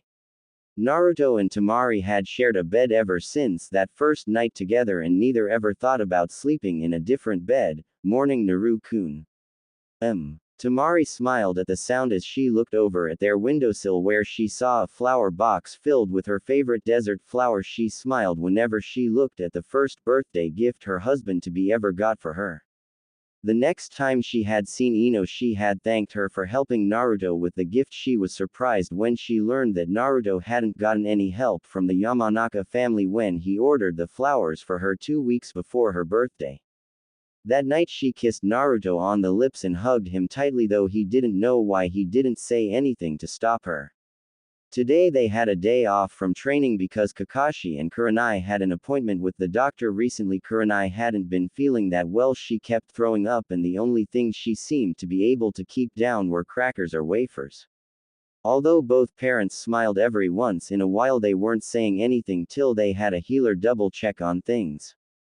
In the 3 years since they started training together, both had spent their mornings learned their fighting styles, and their afternoons as their free time. The two of them spent most of it walking around the village. Every once in a while they'd spend time with their friends. Temari and Tenten had become the best of friends. Both had a similar dream to prove the true worth of the kunoichi. Naruto and the future weapons mistress had always gotten along because of his interest of one day becoming a kenjutsu specialist. Naruto always smiled when his friends made the effort to involve Temari in their plans as well. Naru-kun, we need to wake up. Temari sighed. Free noodles at Ichihara's. Temari said, making Naruto almost jump out of bed. What? Tima-chan, do you really need to do that to me? Naruto said once he finished waking up. He laid back down and wrapped his arms around her again. We need to get up. The gang is expecting us in about an hour. Naruto nodded as he rubbed his eyes and slowly let go of her warm body, slipping out of bed. Naruto wasn't the only one who hated to let go of the other in the morning. Temari was always comfortable in his arms and always missed his warmth, and as Kakashi kept teasing her, pillow. It's true that the two of them loved falling asleep together, but Temari didn't understand why her future father-in-law loved to tease them. At least Kurenai was kinder and loved having another girl in the house. Both Naruto and Temari had just entered into the Shinobi Academy and were in a class with all their friends except for Tenten and Neji. Neji actually was always kind towards Naruto because of the great service he had done the Hyuga clan. One night while Naruto and Temari were walking around the village, Naruto caught sight of something they both found suspicious. A man wore a mask and completely dressed in black, but the mask wasn't anything Anbu ever wore. What's worse was the man had a sack and was skulking around the Hyuga compound. There's something in that sack that doesn't belong to that man, Naruto said before he charged at him. Temari followed behind. Wolf Fang Fist, Bite Strike. Naruto called out as he shaped his hand into a claw-like motion and hit the man above his heart, making the man gasp. Temari took advantage of his lapse to grab the sack before it hit the ground. Naruto then performed a perfect back spin kick and knocked the man onto the ground. Naruto took up his stance in front of his fiancée, waiting for the man to try and retaliate until Hiashi and Hizashi Hyuga showed up. Hizashi made the first move and rendered the man unconscious by simply pressing a point on his body. Temari then opened the sack only for a shivering Hinata to almost fall out of it. Hiashi walked towards his daughter and wrapped her in his arms, then looked at Naruto and Temari. Thank you both for stalling him long enough to allow us to catch up. The Hitaki and future Hitaki bowed and said together, it was our honor, Hyuga-sama. Hiashi smiled as he carried his daughter away. Hizashi walked up to them. I'll escort you two home once someone comes along and deals with this trash. Ever since that day, the both of them were considered friends of the Hyuga's cadet and main branches, and since the infiltrator survived the encounter, Kumo couldn't demand any kind of retribution. The next day Neji had approached Naruto and bowed to him. Thank you for saving Lady Hinata. Naruto returned the bow. It was my honor to protect a friend. Neji nodded as he walked away. One day in class, Ino had come up with the idea of having a picnic with all of their friends: Hinata, Shikamaru, Choji, Kiba, Shino, Tenten, and Neji. The idea sounded great to everyone but Shikamaru, who just said, troublesome, when asked if he'd like to come. Ino suggested they all bring a dish to sample and drinks. Kurenai and Naruto worked together to make pot stickers. They had all learned that it was disastrous to eat anything Temari cooked. Her first attempt had been curry, and the only one to eat any of it had been Naruto. To show support, a gesture Temari returned when Naruto spent the next 3 days in the hospital with food poisoning.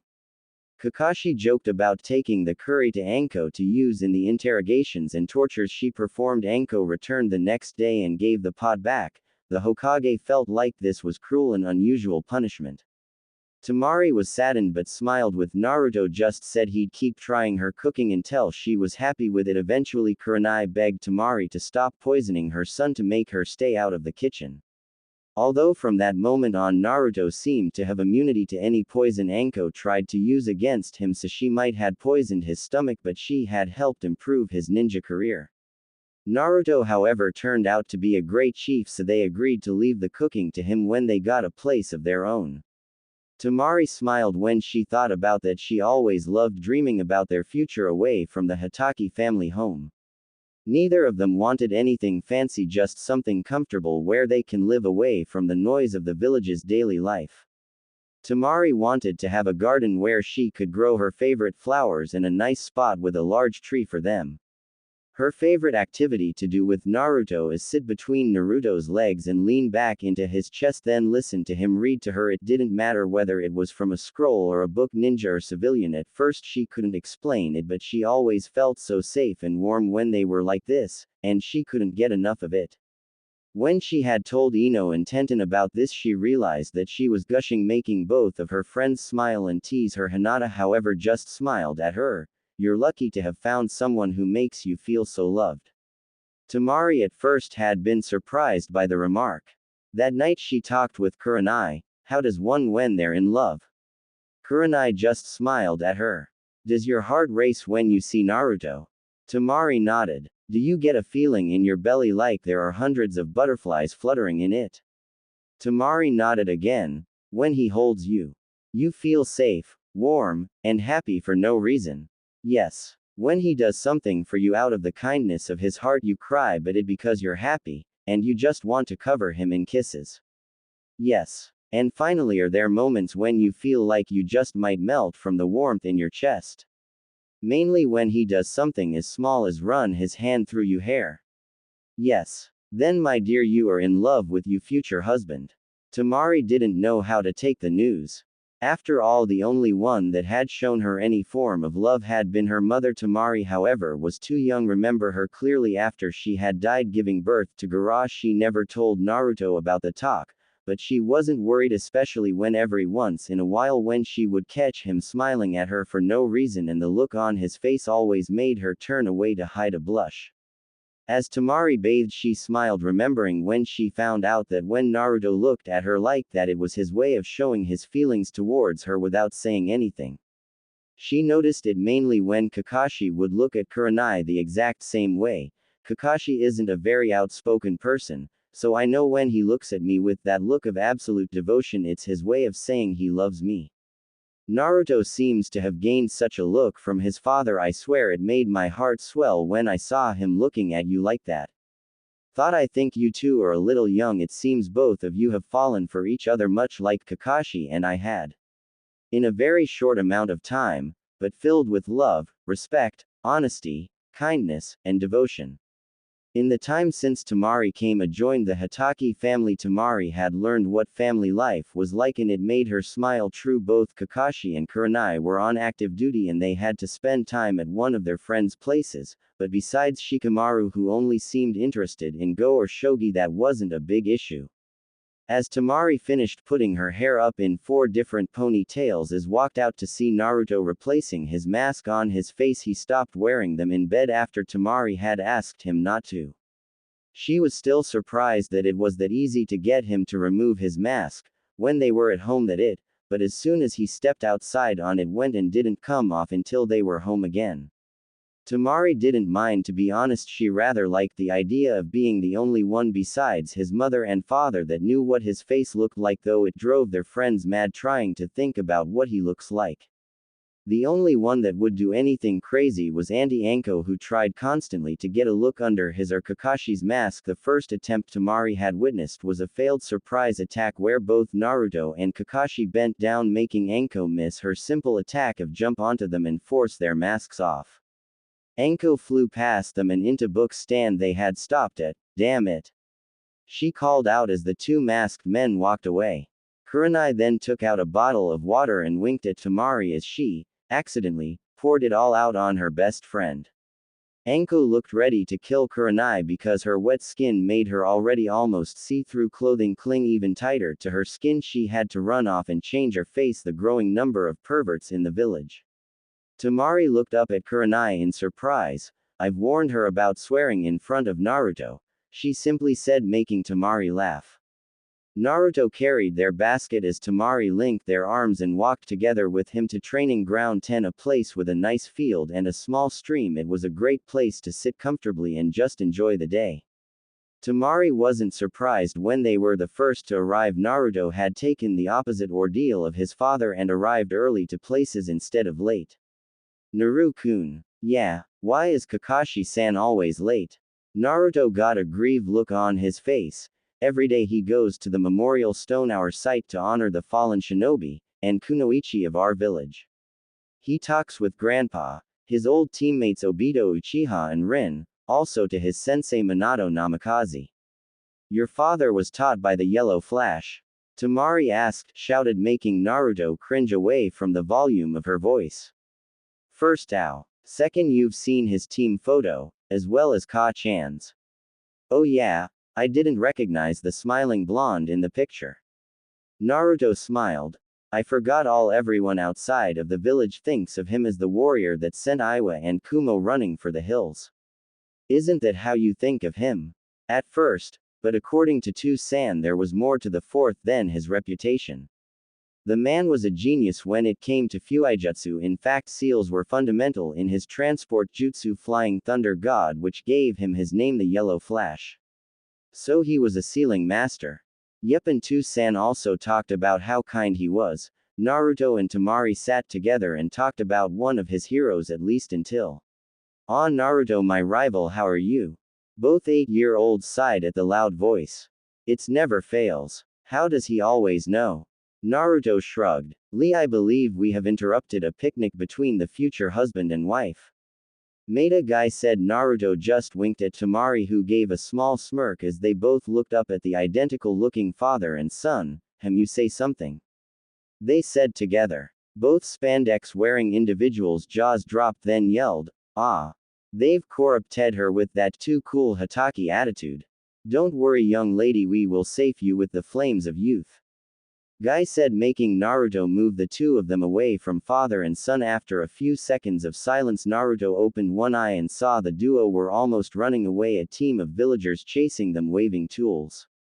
You'd think they would have learned to not use that kinjutsu. Temari asked. Naruto just shrugged. Medic. A voice yelled out, making the two jump up to help. They arrived to see a slightly convulsing Kiba on the ground surrounded by Tenten and Neji. Naruto flushed out a familiar scroll. How bad was exposure? Naruto asked. Not too bad, I'd say 4, maybe 5 seconds. Neji said as Naruto nodded and bit his finger. Once he hit the scroll, out of the cloud of smoke there was a couple sticks of dango, Kiba's favorite dessert. Naruto repeated the same process that Temari had seen him use to revive Choji. When Kiba opened his eyes. Damn, that sunset no jutsu. His voice was weak, but Naruto smiled. Welcome back. Thanks for always being early. Naruto nodded as he helped his honorary brother onto his feet. You're lucky. You caught the genjutsu near its end.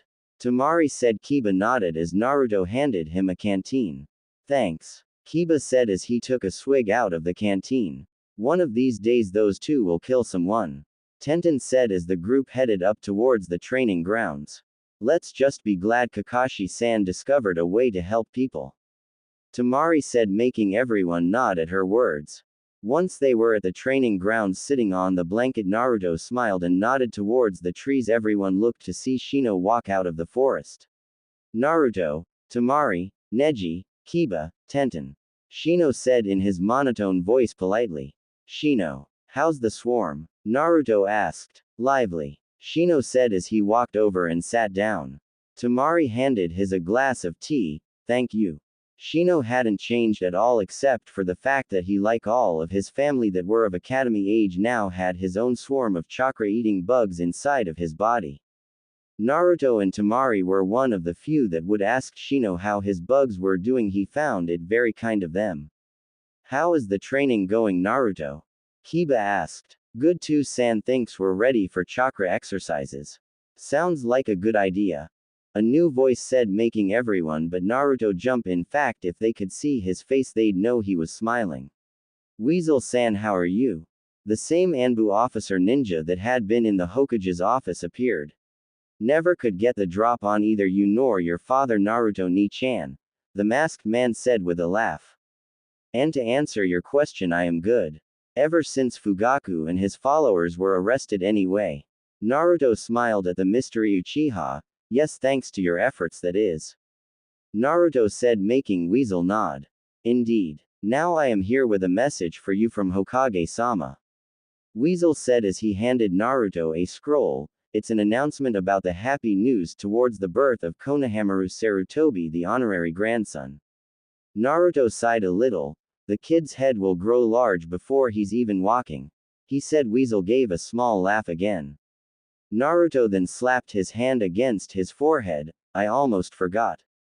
Naruto said as he reached into his pocket and produced a familiar scroll. I won this back for you from Kazekage-sama for you. Naruto said. Weasel took the scroll back, smiling behind his mask. Thank you, but how did you win this from him? Ramen eating contest. Naruto said in explanation, making everyone nod at his words. No one in the world could eat as much ramen as Naruto. Again, thank you. Have a good picnic. You're welcome, and don't work yourself too hard, Weasel-san. Weasel waved before he shunshined away. The small group was eventually joined by Hinata, Ino, Shikamaru, and Choji as they all sat and ate. Naruto set his food down all of a sudden and waited before anyone could ask. 3, 2, 1. Naruto counted, then ducked as a woman wearing a trench coat flew over him and Shikamaru, who had leaned back as soon as he saw Naruto move. The woman continued to almost fly until she hit the ground, then hit the ground with a fist, then looked up and spit out some grass. Damn. Are you ever going to give up, Auntie Anko? Naruto asked while one of his friends looked at him in surprise. Naruto has an aunt. They all thought at the same time. One day I will see what you and your father hide behind those masks of yours.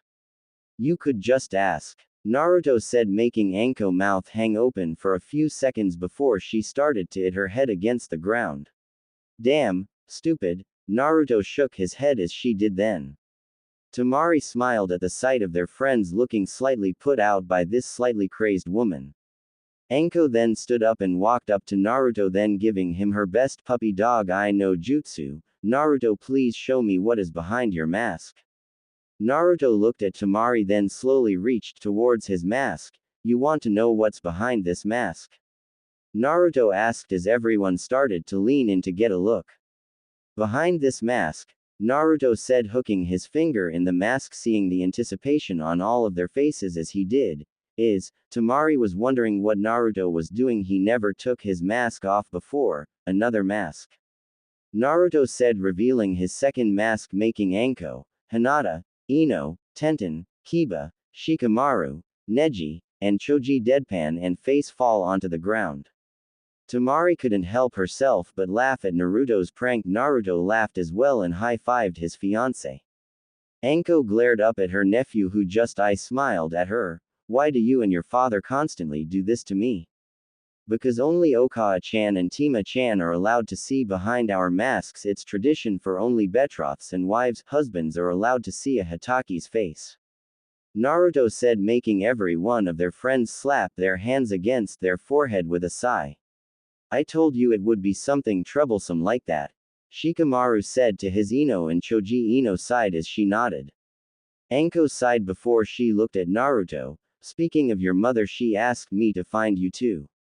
Something about news you need to hear about right away. Naruto nodded as he and Temari stood up. They picked up their basket and reminded Choji to return the plate to them later. The Akamichi nodded as they left. Once the two of them walked inside, Kurenai rushed up and hugged them close. Ka-chan, choking, not breathing. Naruto gasped, making Kurenai set the two betrothed children down. Kur-chan, keep it like that and they won't learn the news.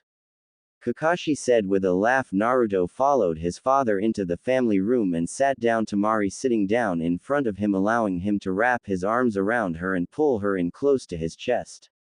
Naruto, Temari, we have some great news. The doctor has informed us that in about 7 months we can expect another member of the Hitaki family. Kakashi said. It took the kids a few seconds before Naruto smiled. I'm going to be a Ni-san.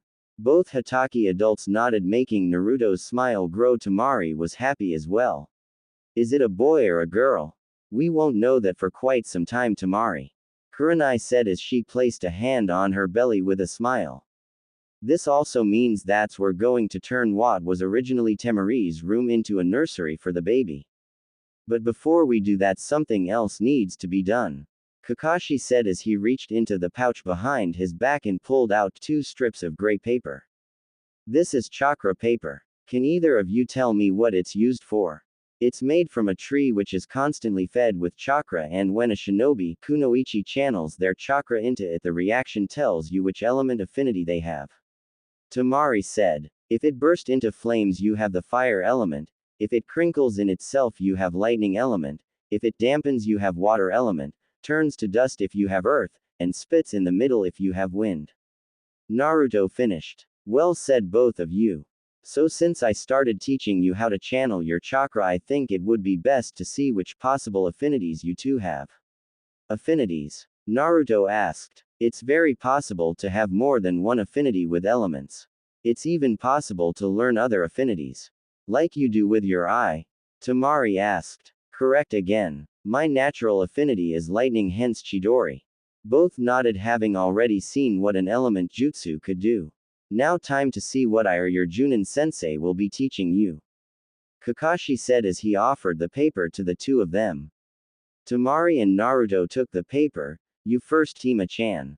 Naruto said with a smile, making Temari smile as she focused her chakra into the paper, which almost instantly split down the middle. Wind isn't surprising, Kakashi said, then was a little surprised when the paper grew damp and started to drip water. Water, however, is a surprise. Kakashi said, making Temari nod. Your turn, Naru-kun. Naruto nodded as he focused his chakra and watched as the paper split just like Temari's did. Huh. Was all Kakashi said before the paper crinkled in itself.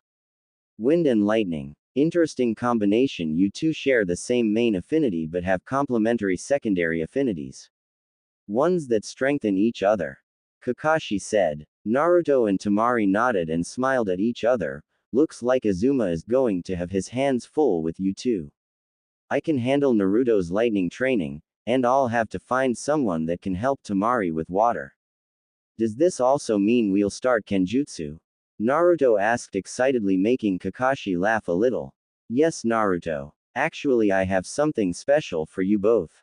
Kakashi said as he walked out of the living room, then returned moments later with 2 boxes. Naruto, you first. Naruto opened his box to see a sword that was shaped like a fang. Oh wow. This is Gigi-san's blade. Naruto said, picking up the scabbard-covered sword. The very same. I think he would have wanted you to have it since I never use it. Kakashi said as Naruto ran up to him and hugged him close. Thank you too, San. Kakashi smiled at his son. Your turn, Temari. Naruto turned and watched as his wife-to-be opened her box, which was slightly longer than his. Temari opened her box and pulled out a naginata. The shaft was made of black wood. Wow. Temari said. Both of these weapons are specially made chakra blades. They allow you to channel your chakra to sharpen the weapon, but that comes later.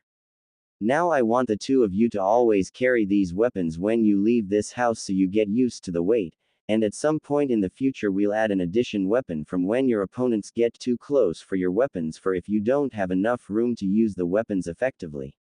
The next day both Naruto and Temari walked to the academy, Naruto with Insho Tekina Kiba, striking Fang, on his back, and Temari with her naginata in a cloth cover. It didn't take long for Tenten to take notice of the weapons and talk about both weapons with their owners. I'm glad I'll finally have a couple sparring partners with Kenjutsu. Tenten said, sounding ecstatic at the idea. So you'll help us learn our weapons? Naruto said, more then asked. Of course. I'm always willing to help a friend. Tenten said, smiling as she walked into her year's class. The only ones unhappy about the new weapons were Sasuke, who still hadn't gotten over the defeat Naruto had handed him 3 years ago, and by extension a pink-hair banshee named Sakura Hando. Sakura along with many other kunoichi were stalker-like after the young Uchiha. The only ones not impressed were Ino, Hinata, Temari, and of course Tenten. 3. Mainly because of the arrogant way the Uchiha carried himself, thinking just because he was an Uchiha the world belonged to him, and Temari because she only had eyes for Naruto. However, that didn't stop Sasuke from being a complete jackass to Temari and Naruto. Every time either one or both of them outperformed him, he took it way too personally. The way they saw it, Sasuke hated that anyone could beat him at anything because he had never let his father's lessons that the Uchihas were superior to anyone go. Although Naruto had no trouble putting Sasuke in his place at times. So too San had us use chakra paper yesterday. Naruto said to his friends. Shikamaru looked up at that. Which ones do you two have? Tima-chan and I both have wind affinities. I also have a water affinity while Naru-kun has lightning.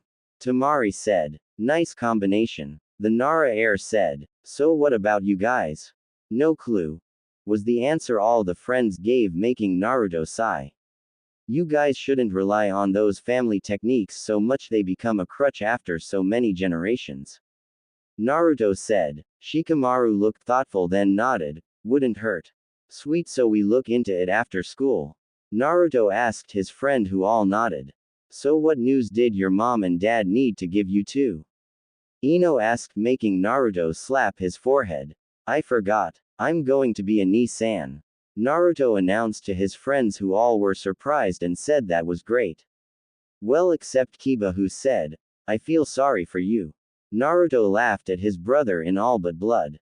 The day's class passed quickly. The group gathered together at the Hitaki house, gathering around each other as Naruto produced the chakra paper for his friends to try. Who's first? Naruto asked as Neji sighed and grabbed the paper, only for half of it to turn to dust and hit the floor, then the rest burst into flame. Earth and fire for Neji. Naruto said. The group all went through slimier things. Okay, final count is Temari wind and water, Naruto wind and lightning, Neji earth and fire, Tenten fire and wind, Hinata water and earth, Choji fire and earth, Ino fire and water, Shino lightning and fire, Shikamaru water and fire, finally Kiba fire and earth. Wow, that's a lot of fire element. Naruto said, making his friends nod. Well, it is the land of fire. Shikamaru said, making a few friends laugh. So now instead of just focusing on family techniques, we can all learn something new. That way we surprise our enemies. All of them will expect you to use only the family taught fighting abilities. Imagine their surprise when you hit them with an element jutsu. Naruto said, making the group nod.